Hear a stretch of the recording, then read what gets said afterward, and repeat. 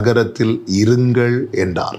அடுத்த வார்த்தை சொல்லுகிறார், நீங்களோ உன்னதத்திலிருந்து வரும் பலனால். உன்னதத்திலிருந்து வரும் பலன் என்ன? பிதா கொடுத்த வாக்குத்தத்தம். இயேசு நமக்கு தருகிறார் அந்த வாக்குத்தத்தம். பிதா அவர்களுக்கு என்ன வாக்குத்தத்தம் கொடுக்கிறார்? ஹோலி ஸ்பிரிட், பரிசுத்த ஆவி.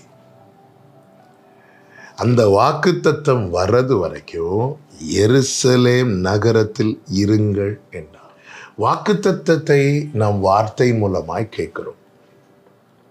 அதை பெற்றுக்கொள்ளும் வரைக்கும் நம்மை தேவன் எங்கே பார்க்க விரும்புகிறார் தெரியுமா? அவருடைய சமூகத்திலே.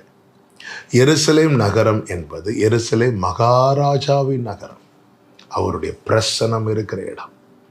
அப்படி என்றால் வாக்குத்தத்தத்தை சுதந்திரிக்க காத்திருக்கிறவர்கள் என்ன செய்யணும் தெரியுமா? அவருடைய சமூகத்தை விட்டு விலகாதிருக்கணும்.